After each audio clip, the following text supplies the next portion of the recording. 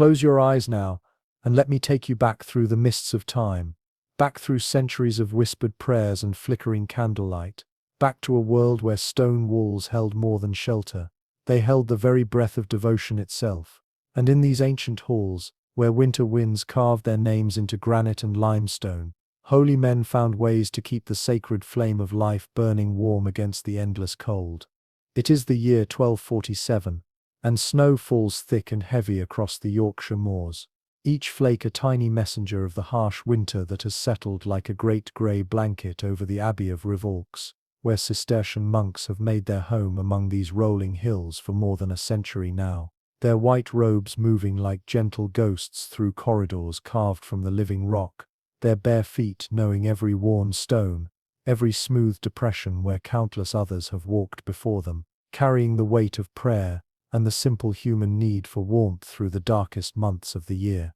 I walk beside them now, invisible as memory itself, watching as Brother Thomas pulls his woolen scapula closer around his shoulders, the rough woven fabric scratched by years of wear yet still holding the faint scent of the sheep whose fleece gave it life. And I can feel the way the cold seems to rise up from the flagstones themselves, seeping through leather soles and woolen stockings, creeping up through bone and sinew until it becomes not just a sensation but a constant companion, patient and persistent as the prayers that mark each hour of their carefully ordered days. The great dormitory stretches before us like a cavern of shadows and whispered breathing, where 40 beds stand in perfect rows, each one a simple wooden frame strung with rope and covered with a thin straw mattress that crackles softly under the weight of tired bodies. And here, in this vast stone chamber, where breath becomes visible mist in the candlelight, where the very air seems to hold the accumulated cold of centuries, these men of God have learned the ancient arts of staying warm,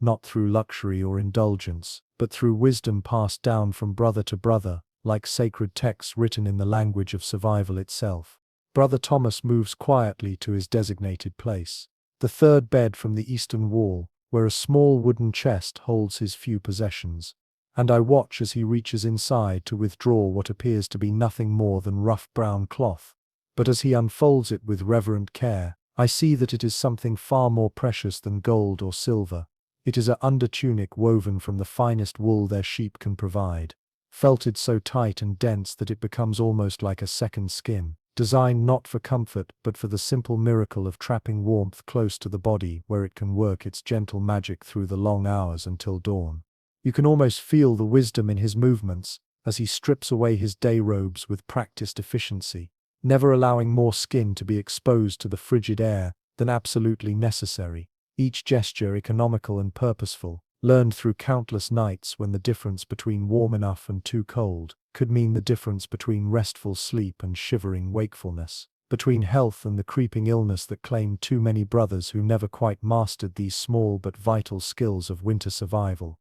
The wool against his skin carries the lanolin still, that natural oil that makes water bead and roll away, rather than soak through to chill the flesh beneath. And as he pulls on thick woolen hose that reach nearly to his thighs, I can see how each piece of his night clothing has been chosen not for appearance, but for function, each thread and weave designed to create layers of trapped air that will hold his body's own heat close, turning his flesh itself into a furnace that burns steady and low through all the dark hours ahead. But clothing alone cannot defeat the relentless cold that radiates from stone walls thick as a man's outstretched arms, walls that have absorbed the chill of countless winters and seem to exhale it slowly, steadily, like the breath of some great sleeping creature made of granite and limestone and the patient accumulation of time itself. And so I follow Brother Thomas as he moves to the foot of his bed, where something that looks like nothing more than a pile of rough brown cloth reveals itself to be far more sophisticated than any casual observer might guess.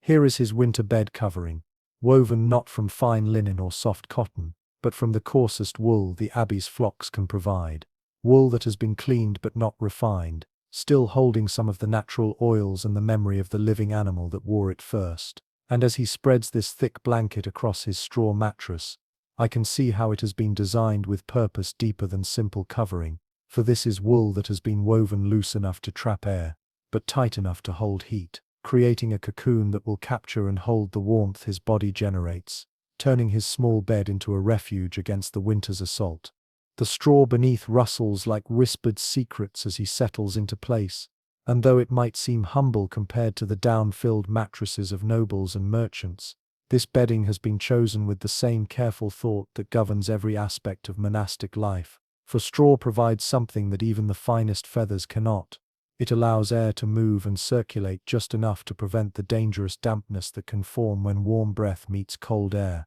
while still creating countless tiny pockets of trapped warmth that build and accumulate through the night like interest in some celestial bank of comfort. Above his head, suspended from wooden pegs driven deep into the stone wall, hangs what might appear to be simply another blanket, but as I watch him reach up to pull it down, I realize this is something far more ingenious than it first appears, for this is a canopy, woven from the densest wool the abbey's weavers can create, designed not to cover but to enclose, creating a small tent-like space around his head and shoulders that will capture the warm air rising from his body and hold it close, like cupping hands around a candle flame, to protect it from the wind. You can almost hear the wisdom of generations in the way he arranges this simple shelter, tucking the edges carefully around the head of his bed frame, creating a pocket of relative warmth that transforms his small sleeping space into something approaching comfort. And as he settles back against his pillow, stuffed not with down but with dried heather and sweet grasses that release their gentle fragrance with each movement, I can see how every element has been considered, every detail planned to work together in harmony against the cold. But even with all these preparations, even with clothing and bedding designed by centuries of experience, there remains the fundamental challenge of keeping warm enough to sleep when the very air seems to carry ice crystals in its breath. And it is here that I witness the most ingenious solution of all. For as Brother Thomas settles into his makeshift tent of wool, he is joined by something that provides warmth beyond anything mere cloth can offer, something that radiates heat with the steady reliability of a well-tended fire. At the foot of his bed sits a small brazier, no larger than a man's cupped hands, made from pierced iron that glows like a constellation of tiny stars in the darkness. And within this simple vessel burns not wood or coal, but charcoal prepared with the same careful attention to detail that governs every aspect of monastic life. Charcoal that has been made from the abbey's own oak and ash, burned slowly in covered pits until it becomes something that can provide heat without flame, warmth without the danger of fire in a building made entirely of stone and timber and centuries of accumulated prayers. The heat that rises from this small furnace is gentle but persistent, warming the air around his bed, just enough to take away the sharp edge of winter's bite, and as the warm air mingles with his breath under the wool canopy, I can see how it creates a microclimate of relative comfort, a small bubble of livable warmth in the vast cold cathedral of the dormitory, and the soft red glow of the coals provides just enough light to push back the absolute darkness that might otherwise press down like a weight upon the sleeping mind. You can almost smell the sweet scent of the burning oak, mixed with the earthy fragrance of wool and straw, and the faint incense that seems to permeate every stone of this holy place, creating an atmosphere that speaks not of luxury but of careful preparation, of wisdom earned through experience, of the simple human ingenuity that finds ways to make even the harshest conditions bearable through patience and understanding, and the application of knowledge passed down from brother to brother like a sacred trust. But the warmth of burning charcoal, precious as it is, cannot last through the entire night, for even the finest charcoal burns away to ash eventually. And so I watch as Brother Thomas reaches beneath his bed to withdraw what appears to be nothing more than a simple stone, smooth and round like something pulled from a riverbed. But as he wraps it carefully in a piece of thick cloth and places it against his feet, I understand that this too is part of the ancient technology of staying warm, for this stone has spent the day beside the kitchen fires, absorbing heat slowly and steadily like a patient student learning its lessons, and now it will release that stored warmth gradually through the night, providing a source of comfort that will outlast any fire. The warmth spreads upward from his feet, like a gentle tide, carried through his body by blood, that flows warmer now, carrying heat to fingers and toes that might otherwise grow numb with cold. And as he settles deeper into his cocoon of wool and warmth, I can see how this simple heated stone becomes the anchor point for all his other preparations, the foundation upon which the entire architecture of winter survival is built, transforming his humble bed from a place of potential suffering into a genuine refuge against the night. Around us, the great dormitory fills with the sounds of 40 other monks making their own preparations for sleep, each one following the same rituals, the same carefully developed practices that have kept their brothers warm and safe through countless winters, and the collective rustle of straw and wool, the soft whisper of prayers spoken into pillows, the gentle crackle of charcoal in iron braziers, all of this combines to create a symphony of survival, a lullaby of human ingenuity applied to the simple but vital task of making it through another night. I move between the beds like a visitor from another time, observing the small variations each monk has developed within the larger framework of communal wisdom, seeing how Brother Augustine has learned to wrap his heated stone, not just in cloth, but in a small leather pouch that holds the warmth longer, noticing how Brother Benedict has discovered that placing a small pot of water near his brazier creates gentle steam that makes the dry winter air easier to breathe, watching as Brother Francis arranges his wool canopy with mathematical precision to create the most efficient possible trap for rising warm air.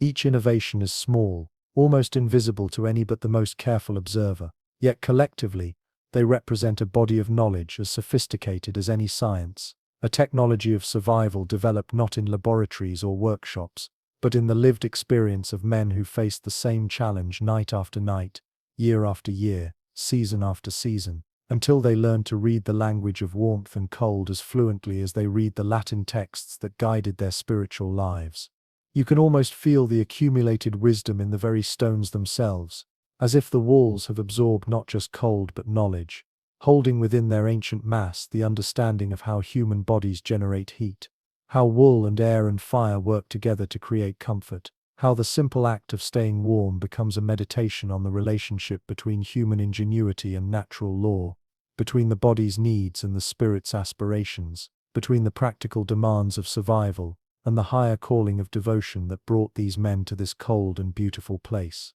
The hours pass slowly, marked not by clocks, but by the changing quality of darkness beyond the narrow windows, by the gradual cooling of charcoal in iron braziers, by the subtle shift in the sounds of sleeping men as they move through the cycles of dream and rest, and through it all, the carefully constructed systems of warmth continue their quiet work, holding back the cold that would otherwise seep through stone and timber and flesh, to claim these sleeping souls for winter's kingdom of ice and endless night.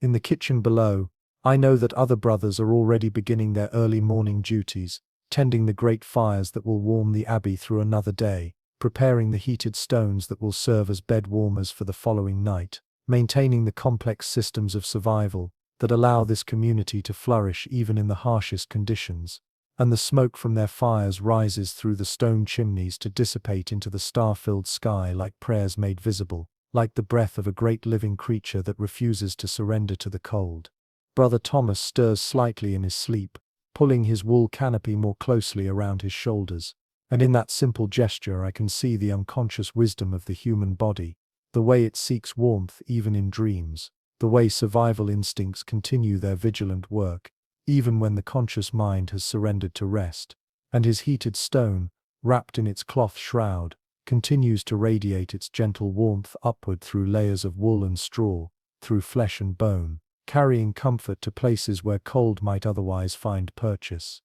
The air under his canopy has grown warm enough that his breath no longer mists in the candlelight, and the small space around his head has become a pocket of relative summer in the midst of winter's domain, proof that human ingenuity, applied with patience and understanding, can create comfort even in the most challenging circumstances, can transform a stone cell that might serve as a tomb into a genuine refuge for the living soul that seeks shelter within its walls. You can almost sense the satisfaction in his peaceful breathing, the deep contentment of a body that has found warmth and safety in the midst of conditions that might seem impossible to survive. And in his quiet rest there is a lesson that transcends the simple mechanics of staying warm, a reminder that comfort is not always about luxury or ease but sometimes about the deeper satisfaction that comes from meeting challenge with wisdom, from applying knowledge earned through experience to the fundamental task of taking care of the vessel that carries us through this world. Around us, the dormitory has settled into the rhythm of deep night, 40 men breathing in unison like some great organism at rest, their collective warmth, and the warmth of their carefully tended fires, creating a climate of survival in this vast stone chamber. And the very walls seem to hold their breath, as if the ancient stones understand their role in this nightly drama of human persistence, this quiet victory over the forces that would reduce living flesh to frozen stillness. The hours flow past like water, marked by the slow progression of shadows across the floor, by the gradual cooling of iron braziers, by the subtle changes in the texture of darkness that speak to those who have learned to read the night's moods and messages. And through it all, the monks sleep on, wrapped in their cocoons of wool and wisdom, their bodies maintaining the delicate balance of temperature that keeps life flowing warm and steady through vessels that might otherwise become brittle with cold. In the depths of winter night, when the temperature outside has dropped until the very air seems to crack with cold, when frost forms patterns like prayers on the narrow windows, when the wind carries voices that speak of regions where no living thing can survive, here in this stone chamber warmed by human ingenuity and heated stones, and the patient application of knowledge, earned through necessity, 40 holy men rest in comfort that their ancestors might have called miraculous, comfort created not through magic, but through the accumulated wisdom of generations who faced the same challenge and refused to surrender. Brother Thomas dreams, perhaps, of spring meadows where sheep graze on new grass, their wool growing thick and soft in preparation for another winter's harvest. Or perhaps he dreams of the great kitchen fires, where stones absorb heat, like prayers absorbing grace, slowly and completely, preparing to carry their gift of warmth through the dark hours when fire itself must rest. Or perhaps he dreams of nothing at all, his mind at peace in the knowledge that his body is safe and warm, that the cold that seemed so threatening when darkness fell has been held at bay by preparations as careful and deliberate as any ritual of worship. The night deepens around us like a pool of dark water, and still the systems of survival continue their quiet work, wool trapping air, air holding heat, heat flowing from stone and charcoal, and the warm engines of living bodies, all of it working together in harmony, so perfect. It seems almost like music, like a symphony composed of temperature and texture, of human need and human wisdom, of the eternal conversation between comfort and challenge, that has shaped our species since the first cave fire pushed back the first winter night. You can almost hear the contentment in the silence, the deep satisfaction of a problem solved through patience and observation, through trial and error, through the gradual accumulation of knowledge that turns survival from a desperate struggle into a manageable art. And in this quiet victory over the cold, there is something that speaks to larger truths about human nature, about our capacity to adapt and thrive, about the way wisdom shared becomes wisdom multiplied, creating communities of survival that can flourish even in the harshest conditions. The stone walls continue their patient work of holding back the wind, and within their shelter, 40 men sleep warm and safe, their breath rising in gentle clouds that speak of life maintained, of warmth preserved, of the simple but profound triumph of preparation over adversity, and their dreams flow like warm currents through the cold night, carrying them toward morning on rivers of comfort, earned through wisdom and sustained through the careful application of knowledge, passed down from brother to brother like some sacred flame that refuses to be extinguished. In the darkest hour before dawn, when the cold reaches its deepest penetration into stone and timber and bone, when the very walls seem to contract with the chill, when frost forms delicate patterns on the inside of windows, the heated stones wrapped in cloth continue their gentle work, radiating warmth upward through layers of wool and flesh, and the charcoal in iron braziers glows like distant stars, providing just enough heat to maintain the delicate balance that keeps sleeping bodies warm and comfortable through the long winter night. Brother Thomas stirs again, pulling his knees closer to his chest, and even in sleep his body seeks the configuration that will conserve the most heat, curling into a shape that minimizes surface area exposed to cooling air, while maximizing contact with sources of warmth. And this unconscious wisdom, programmed into human flesh by millions of years of evolution, works in perfect harmony with the conscious preparations he made before sleep, the heated stones and wool canopy, and carefully arranged bedding that transform his simple bed into a fortress against the cold.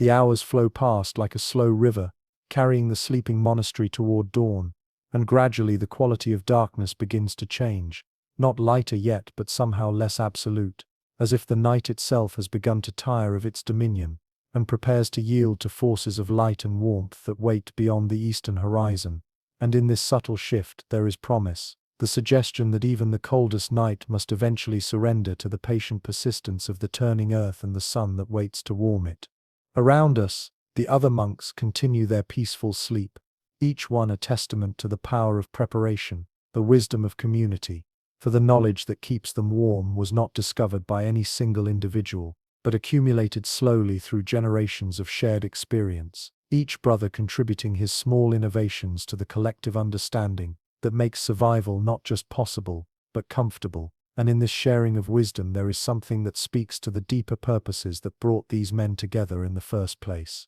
You can almost taste the satisfaction in the air, the deep contentment that comes from a challenge, met and overcome through patience and intelligence, rather than force or desperation. And in the quiet breathing of 40 sleeping men, there is proof that human beings can adapt to almost any condition, can find ways to thrive even in circumstances that might seem impossible, as long as they bring to the task the twin gifts of wisdom and community, knowledge and cooperation working together to transform adversity into opportunity. The stone floors have absorbed some warmth from the braziers and heated stones, creating gradual temperature gradients that rise from cold near the walls to relatively warm in the spaces between the beds. And this thermal landscape, invisible to the casual observer, but crucial to the comfort of the sleeping monks, represents another layer of the complex environmental engineering that makes winter survival possible in this ancient place of worship and learning.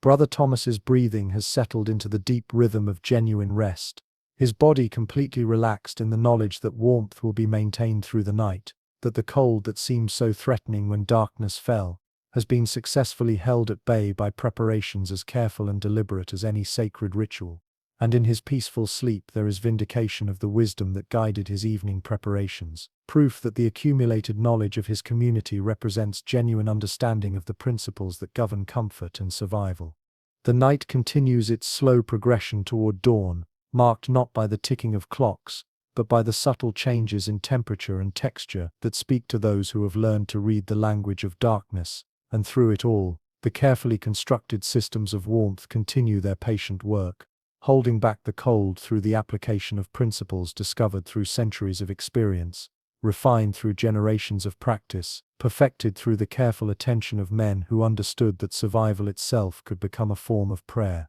In the kitchen below, the great fires have settled into glowing beds of coals that will maintain their heat through the night, ready to spring back to life when morning comes, and the cycle of warmth begins again. And beside these fires, stones for tomorrow night's bed, warmers absorb heat slowly and steadily, preparing to carry comfort to another generation of sleeping monks. And in this endless cycle of preparation and rest, heating and cooling, wisdom shared and comfort earned, there is something that speaks to the deeper rhythms of human life itself.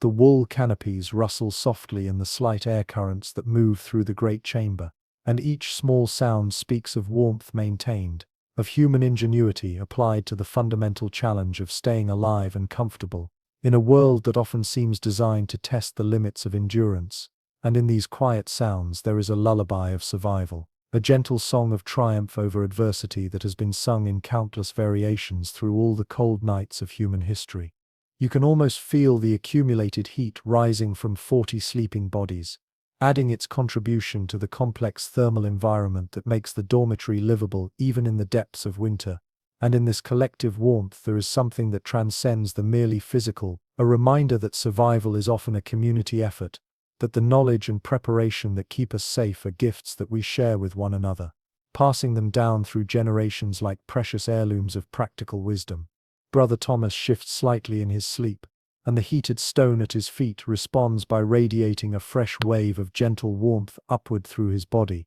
And this simple exchange between human need and human preparation, between the body's requirement for heat and the mind's capacity to provide it, represents in miniature the entire relationship between human intelligence and natural law, the way understanding can transform challenge into comfort, adversity into opportunity.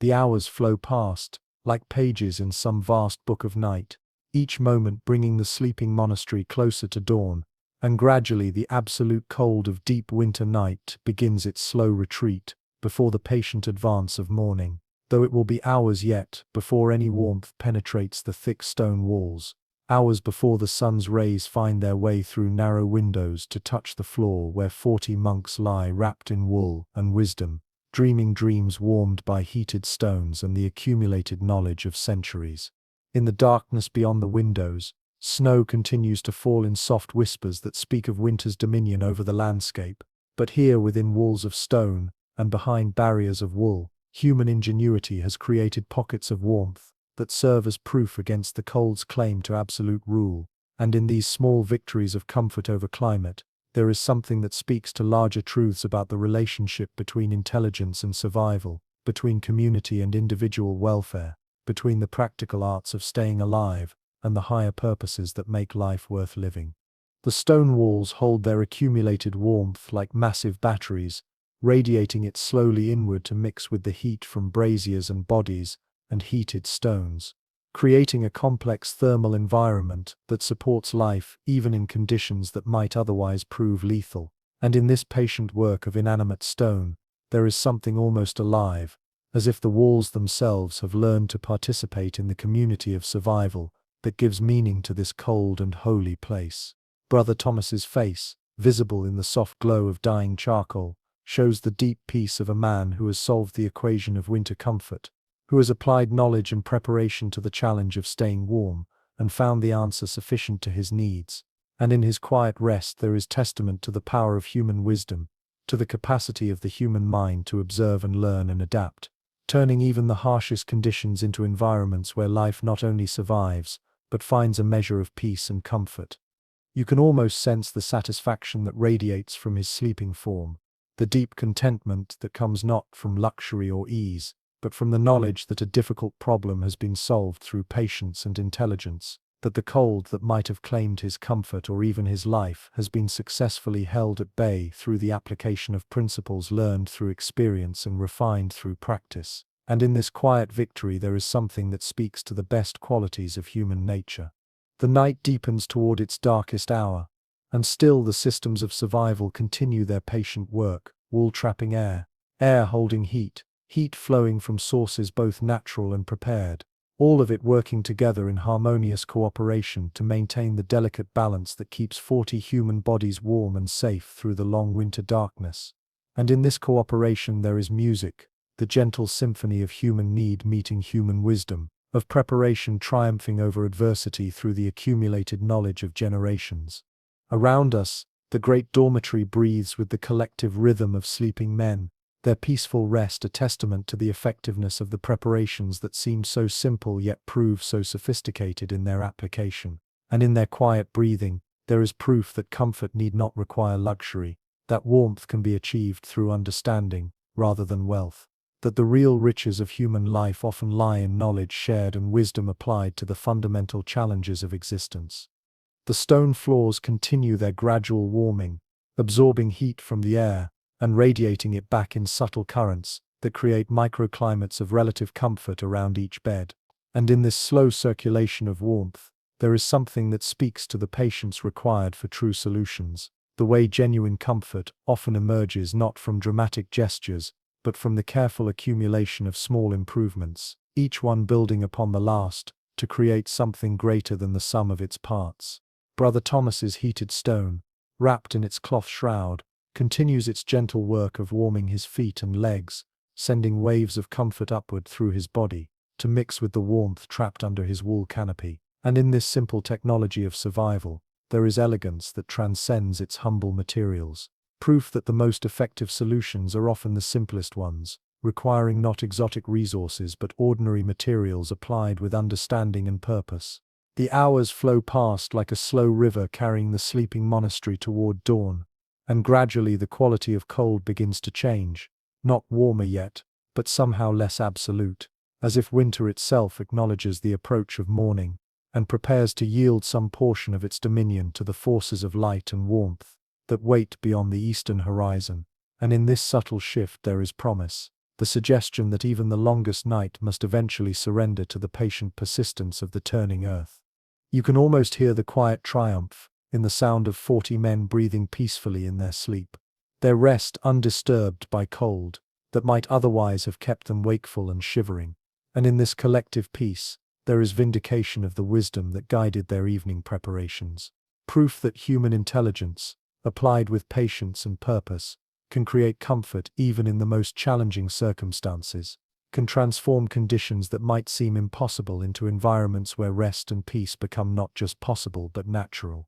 The stone walls continue their patient work of holding back the wind and cold, their massive thickness serving as a barrier between the sleeping monks and the harsh winter landscape beyond. But more than simple protection, these walls have become partners in the enterprise of survival, their thermal mass storing and releasing heat in patterns that support and enhance the other systems of warmth that make winter nights bearable in this ancient place of worship and learning. In the kitchen fires below, coals glow like distant stars, maintaining the heat that will spring back to life with morning's return. And beside these fires, tomorrow's bed warmers continue their patient absorption of thermal energy, preparing to carry another night's worth of comfort to brothers who will face the same challenge with the same wisdom, the same careful preparation, the same understanding that survival itself can become a form of devotion when approached with the proper reverence and care. Brother Thomas stirs slightly in his dreams, perhaps sensing the approach of dawn through some internal clock that measures not time, but temperature, not hours, but the subtle changes in air pressure and humidity that speak to those who have learned to read the language of weather and season. And even in sleep, his body maintains its perfect cooperation with the systems of warmth that surround and support it, unconscious wisdom working in harmony with conscious preparation. The night flows onward toward its inevitable conclusion, carrying the sleeping monastery through the darkest hours, toward the promise of light and warmth that waits beyond the eastern hills. And through it all, the simple technologies of survival continue their quiet work. Heated stones radiating comfort, wool canopies trapping warmth, charcoal braziers glowing like earthbound constellations, all of it working together in perfect cooperation to maintain the delicate balance that keeps human life flourishing even in the heart of winter's domain. Around us, the great chamber holds its breath, as if the stones themselves understand their role in this nightly drama of survival, this quiet victory over forces that would reduce living flesh to frozen stillness. And in the peaceful breathing of 40 sleeping monks there is proof that human beings can adapt to almost any condition, can find ways not just to survive but to thrive, as long as they bring to the challenge the twin gifts of wisdom and community, knowledge and cooperation working together to transform adversity into comfort. You can almost taste the deep satisfaction that pervades the air, the contentment that comes from a problem solved through patience and intelligence rather than force or desperation. And in this quiet triumph, there is something that speaks to the best qualities of human nature, our capacity to observe and learn and adapt, to share knowledge and work together, to find ways to make even the harshest conditions not just bearable but comfortable through the patient application of accumulated wisdom.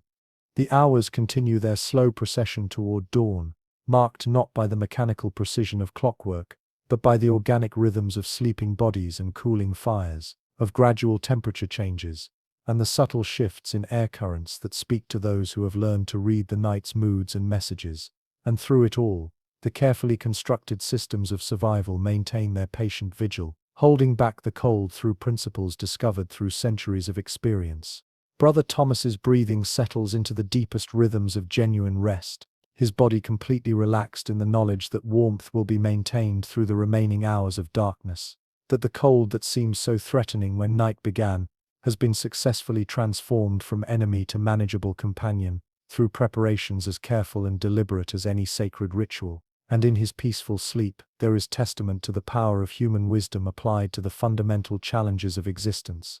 The stone floors have reached their maximum absorption of warmth from the various sources that heat the great chamber, creating a complex thermal landscape that supports life in ways both visible and invisible. And in this patient work of inanimate matter, there is something almost conscious, as if the very building has learned to participate in the community of survival, that gives meaning and purpose to this cold and beautiful place where prayer and practical wisdom work together in perfect harmony.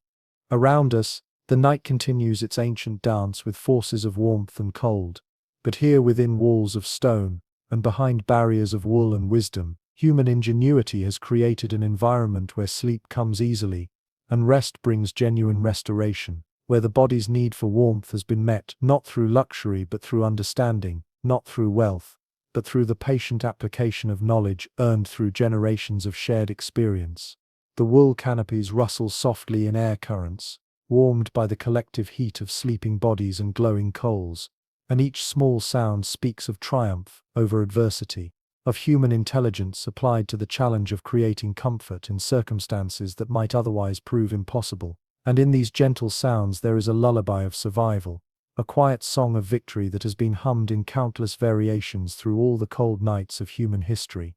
You can almost feel the waves of contentment that flow through the sleeping monastery, the deep peace that comes not from the absence of challenge, but from the knowledge that challenge has been met and overcome through preparation and wisdom, through the careful application of principles discovered through observation and refined through practice. And in this collective peace there is something that transcends the merely physical, touching upon deeper truths about the relationship between human intelligence and natural law. Brother Thomas shifts again in his sleep, and the heated stone at his feet responds with another gentle wave of warmth that flows upward through his body like a blessing. And in this simple exchange between human need and human preparation, there is elegance that speaks to the beauty of solutions discovered through patience and understanding, proof that the most effective answers to life's challenges are often the simplest ones, requiring not exotic resources but common materials applied with wisdom and purpose. The hours flow past like water finding its level, seeking the natural conclusion toward which all nights eventually tend, and gradually the absolute dominion of winter darkness begins its slow retreat before forces of light and warmth that gather strength beyond the eastern horizon, though it will be long yet before any actual warmth penetrates the thick stone walls to touch the sleeping forms of 40 monks wrapped in wool and wisdom, and the accumulated knowledge of centuries. In the depths of night's domain, where cold reaches its deepest penetration into stone and timber and bone, the systems of survival continue their patient work with mechanical reliability, heated stones radiating comfort, wool trapping precious air, charcoal glowing like captured stars, all of it working together in harmonious cooperation to maintain the delicate balance that keeps human life not just surviving, but resting peacefully in conditions that might otherwise prove lethal to unprepared flesh. The stone walls hold their warmth like massive repositories of comfort, slowly releasing the thermal energy they have absorbed from fires and bodies and heated stones, creating gradual temperature gradients that support life in ways both subtle and profound. And in this patient work of ancient masonry, there is something that speaks to the deeper partnerships between human intelligence and natural materials, the way understanding can transform even cold stone into an ally in the enterprise of survival.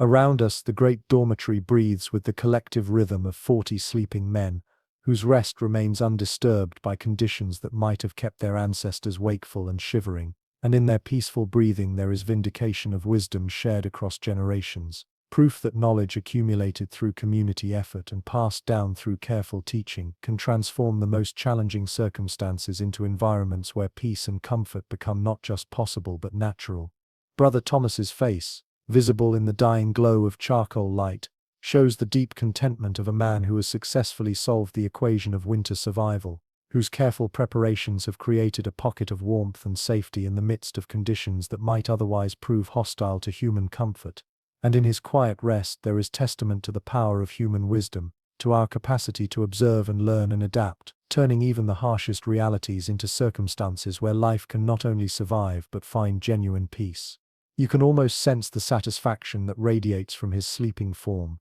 the profound contentment that comes not from luxury or ease, but from the knowledge that intelligence and preparation have triumphed over adversity, that the cold which might have claimed his comfort or even threatened his health has been held at bay through the application of principles learned through experience and refined through the wisdom of community. And in this quiet victory there is something that speaks to the fundamental resilience of human nature.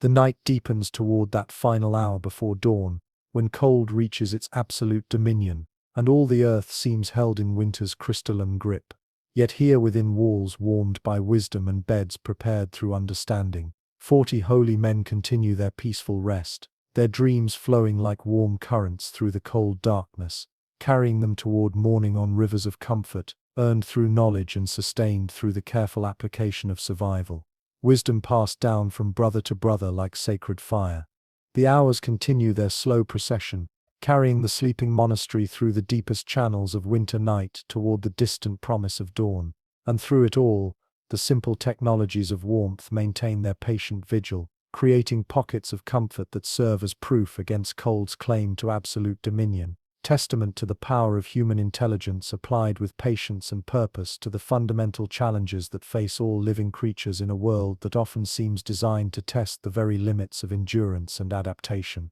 And in the gentle breathing of sleeping monks, in the soft rustle of wool canopies, moved by warm air currents, in the quiet glow of charcoal embers, and the steady radiation of heat from stones wrapped in cloth, there flows a lullaby of survival, a quiet song of triumph that speaks to something deeper than mere comfort, touching upon the profound satisfaction that comes when human wisdom meets natural challenge, and finds the meeting ground where life not only endures, but discovers peace, where survival itself becomes a form of prayer, offered up through the patient application of knowledge, and the quiet persistence of communities that refuse to surrender to the cold, dark forces that would reduce all warmth to memory, all comfort to dream, all life to the frozen stillness that waits beyond the circle of firelight, beyond the reach of heated stones and wool-trapped air, beyond the boundaries of wisdom shared and love applied to the simple but sacred task of keeping the human flame burning bright through all the long nights of winter's reign.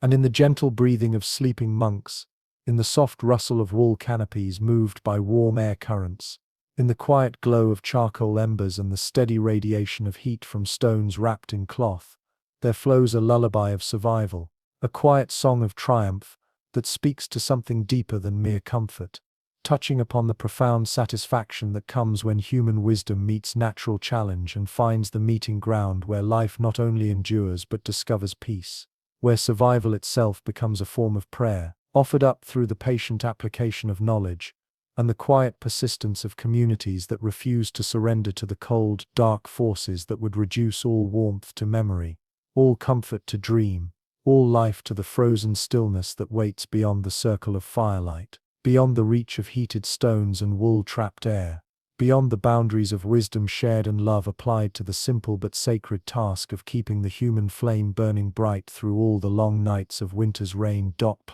And in the gentle breathing of sleeping monks, in the soft rustle of wool canopies moved by warm air currents, in the quiet glow of charcoal embers and the steady radiation of heat from stones wrapped in cloth, there flows a lullaby of survival, a quiet song of triumph that speaks to something deeper than mere comfort, touching upon the profound satisfaction that comes when human wisdom meets natural challenge and finds the meeting ground where life not only endures but discovers peace. I drift now through other chambers of this ancient place, following corridors where moonlight filters through narrow windows to paint silver patterns on stone floors that have known the footsteps of countless generations, and in the scriptorium, where manuscripts wait in patient rows like sleeping thoughts. I can feel how even here the monks have learned to manage winter's assault, how braziers placed with mathematical precision create pockets of warmth that protect precious parchments from the humidity that could destroy in a single night, the work of months or years of careful copying. The inkwells sit covered with small wooden lids, and beneath each writing desk, a pan of sand mixed with salt absorbs moisture from the air, creating microclimates that preserve both human comfort and the delicate materials that carry forward the accumulated wisdom of ages. And in these small innovations, I can see the same principles at work, the same patient observation and careful preparation that keep the monks themselves warm through the long winter nights, applied now to the preservation of knowledge itself. You can almost smell the lingering fragrance of oak gall ink mixed with the faint sweetness of heated beeswax that seals the brazier joints. And in this complex bouquet, there is the scent of civilization itself, the smell of human intelligence applied to the challenges of preserving both life and learning in a world that often seems determined to reduce both to frozen memory. And I understand that the warmth in these chambers serves purposes that transcend mere comfort, protecting treasures more precious than gold or silver. In the chapter house, where the community gathers each morning to hear readings and receive instruction, wooden benches bear the impressions of countless bodies, worn smooth by the friction of wool robes and the patient attention of generations of listeners. And here too, the principles of winter survival have been applied with the same careful attention to detail that governs every aspect of monastic life. creating an environment where learning can continue even when the world outside lies locked in winter's crystalline grip. The stone floors here are covered with thick rushes that serve multiple purposes, not just cushioning feet and knees during long periods of prayer and meditation, but creating insulation that prevents the cold from seeping upward through the soles of leather shoes and woolen stockings. And beneath these rushes, I can see how the monks have placed flat stones that spent their days near the kitchen fires, now radiating gentle warmth upward through layers of dried grass and herbs that release their fragrance with each footstep. Brother Thomas stirs again in his distant bed, and though I have wandered far from the dormitory in my nocturnal explorations, I can still sense his peaceful rest, still feel the satisfaction that radiates from his sleeping form as his body continues its perfect cooperation with the systems of warmth that surround and support him. And in his continued comfort there is proof that the wisdom I have been observing works not just in theory, but in the lived reality of human experience. I return now to the great kitchen, where the heart of the abbey's heating system continues its patient work through the night. And here in this vast chamber with its stone hearths large enough for a man to stand upright within, I can see the source of all the warmth that flows through the abbey's veins like blood through a living body, carrying comfort to every corner where human life seeks refuge from winter's dominion. The fires have settled into beds of glowing coals that pulse like slow heartbeats in the darkness, each ember holding within its core the concentrated energy of oak trees that grew for decades in abbey forests, their wood seasoned through summers of patient drying until it becomes capable of burning long and steady through the coldest nights. And in this transformation from living tree to heating fuel, there is a kind of alchemy, nature transformed by human knowledge into precisely the form needed to sustain life through winter's trials.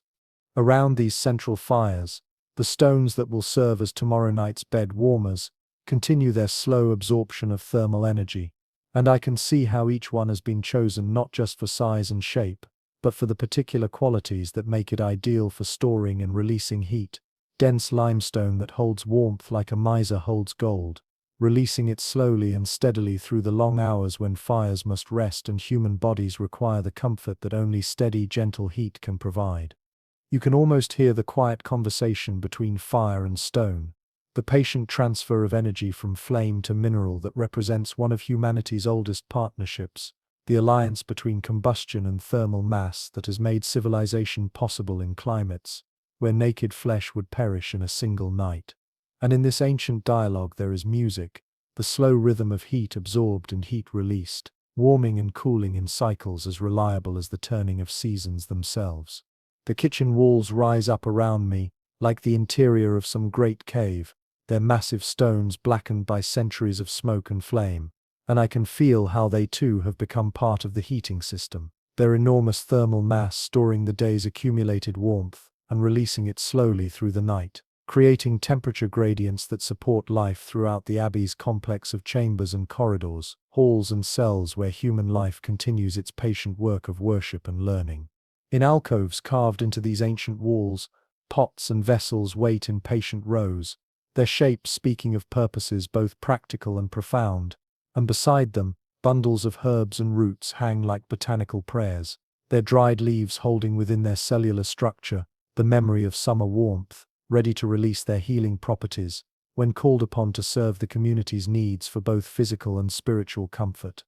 The great water cistern in the corner has been covered with thick wooden planks and layered wool to prevent freezing, and beneath this insulation, the abbey's water supply remains liquid and available, another triumph of practical wisdom over natural law, proof that human intelligence can create pockets of summer, even in the heart of winter's domain, transforming hostile conditions into environments where life not only survives, but flourishes.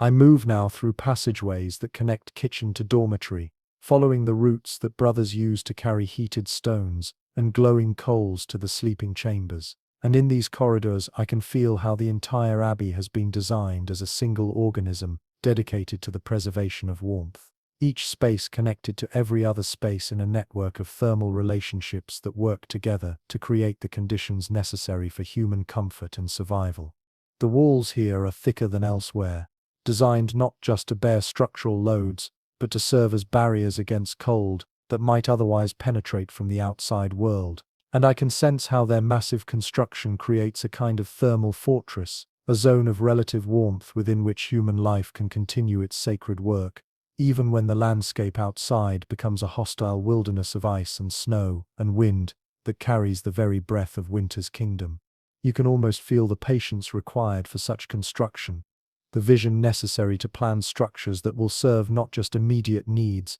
but the needs of generations yet unborn. And in the careful placement of every stone, the precise calculation of every arch and buttress, there is evidence of minds that understood not just the principles of architecture, but the deeper requirements of communities that must survive and thrive through countless cycles of summer warmth and winter cold. Brother Augustine lies sleeping in his bed 3 rows from Brother Thomas, and as I observe his peaceful rest, I can see how he has developed his own variations on the common wisdom that keeps all the monks warm, his heated stone wrapped not just in cloth, but in a small leather pouch that his own hands crafted during long summer afternoons, when such preparations seemed distant and unnecessary. And in this small innovation there is proof that wisdom grows through individual application, each monk contributing his insights to the collective knowledge. His wool canopy has been arranged with particular attention to the prevailing air currents in his section of the dormitory, positioned to catch and hold the warm air that rises from his brazier, while deflecting the cooler drafts that flow along the walls. And in this careful positioning, I can see evidence of observation and experimentation, the kind of patient attention to detail that transforms survival from desperate struggle into manageable art. The leather pouch that holds his heated stone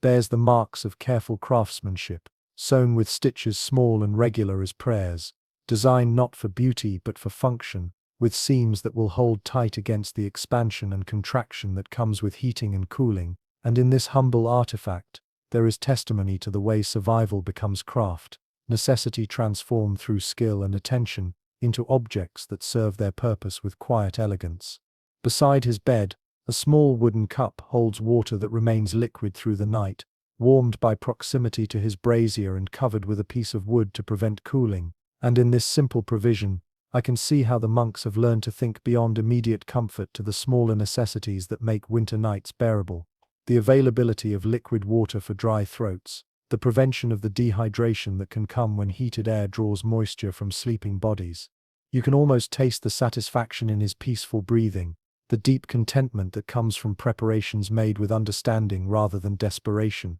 And in his quiet rest there is proof that comfort achieved through wisdom carries with it a satisfaction that transcends mere physical warmth, touching upon the deeper pleasure that comes when human intelligence successfully engages with natural law and finds solutions that work not just once but reliably, night after night, season after season. I drift now to the cell of Brother Benedict, where the gentle light of dying charcoal reveals another set of innovations developed through seasons of experience, and refined through the kind of attention to detail that characterizes all aspects of monastic life. And here I can see how individual wisdom contributes to collective knowledge, each monk's discoveries becoming part of the community's shared understanding of how to transform harsh conditions into livable environments. His brazier sits not directly beside his bed, but at a calculated distance that provides warmth without the risk of overheating, and the coals within glow with the steady consistency that comes from charcoal prepared according to precise specifications,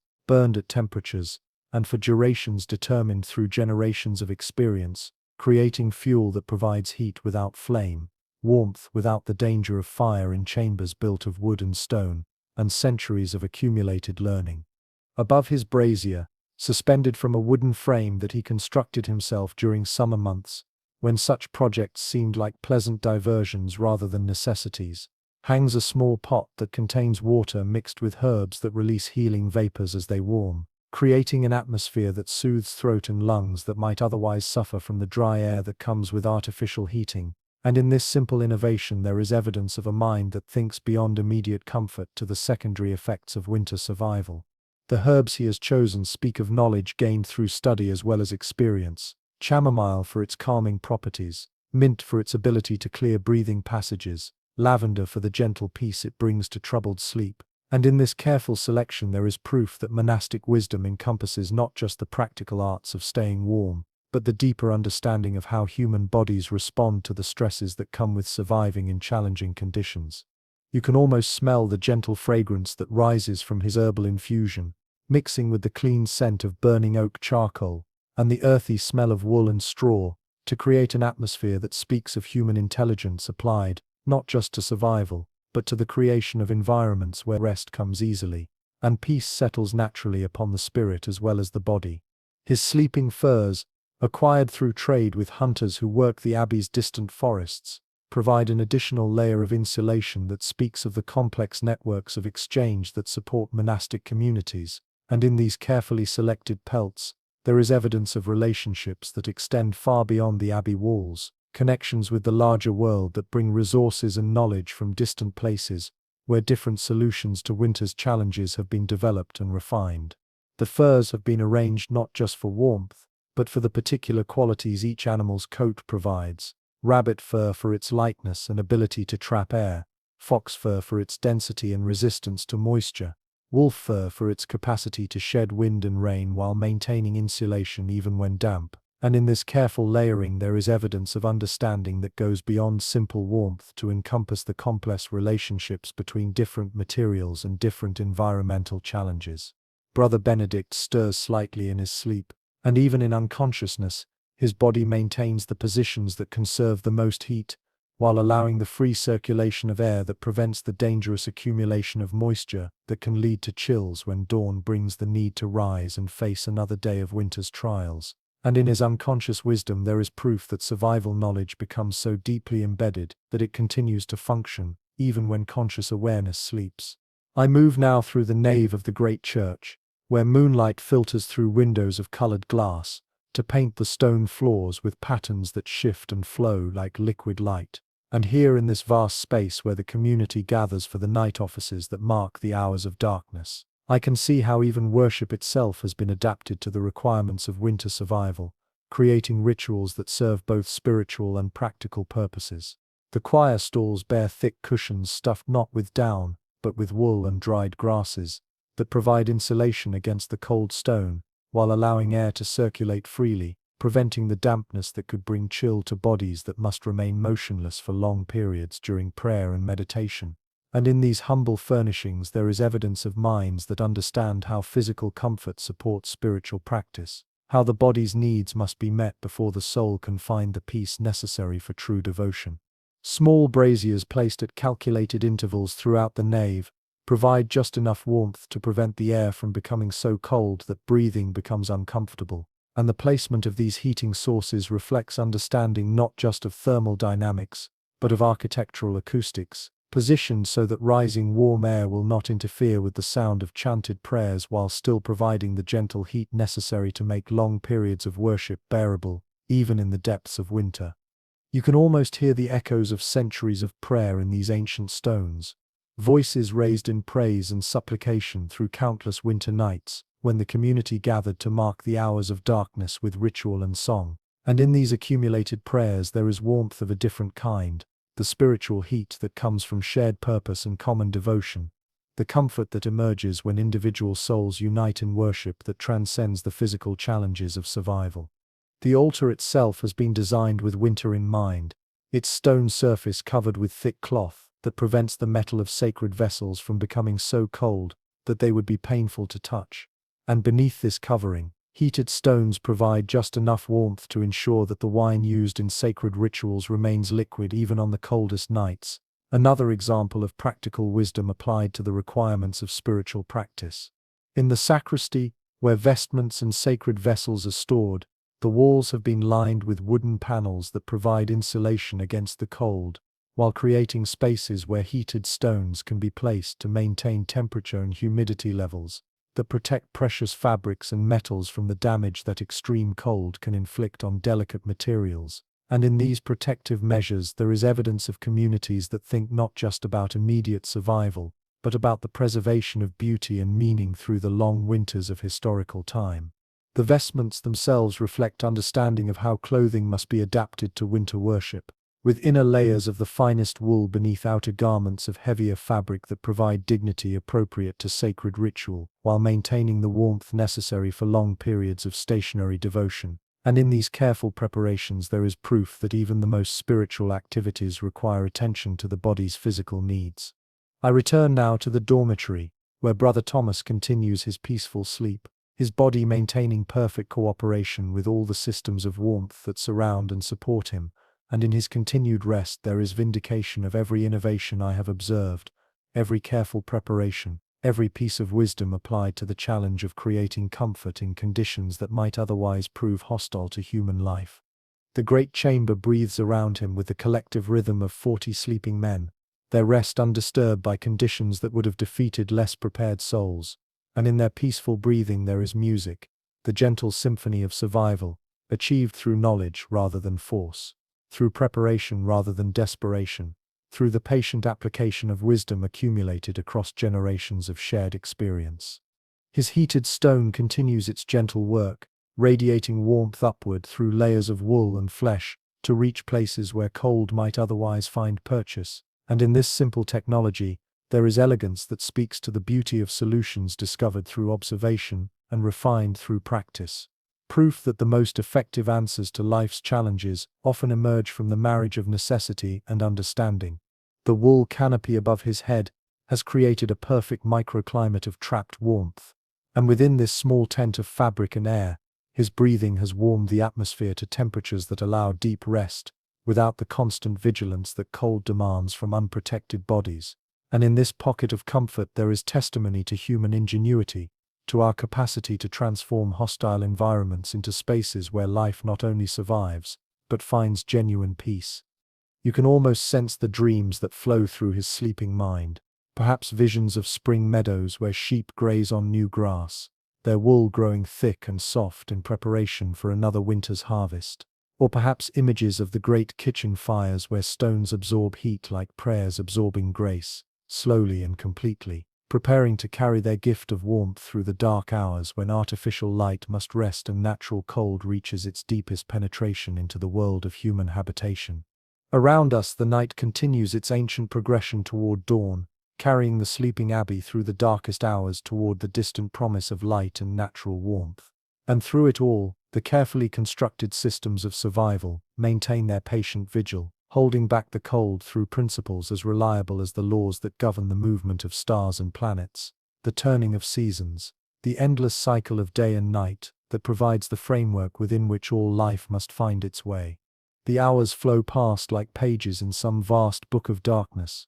each moment bringing the sleeping community closer to morning, and gradually the absolute dominion of winter night begins its slow retreat before forces of light and warmth that gather strength beyond the eastern horizon, though it will be long yet before any actual heat penetrates the thick stone walls to touch the sleeping forms of men who have learned to create their own summer in the heart of winter's kingdom. Brother Thomas's breathing settles into the deepest rhythms of genuine rest, his body completely relaxed in the knowledge that warmth will be maintained through the remaining hours of darkness, that the cold which seemed so threatening when night began, has been successfully transformed from enemy to manageable companion, through preparations as deliberate and careful as any sacred ritual, and in his peaceful sleep there is testament to the power of human wisdom applied to the fundamental challenges of existence. The stone walls around us hold their accumulated warmth, like massive libraries of thermal energy, slowly releasing the heat they have absorbed from fires and bodies, and heated stones, creating complex temperature gradients that support life in ways both visible and invisible. And in this patient work of ancient masonry, there is something almost conscious, as if the building itself has learned to participate in the community of survival that gives meaning and purpose to this cold and beautiful place.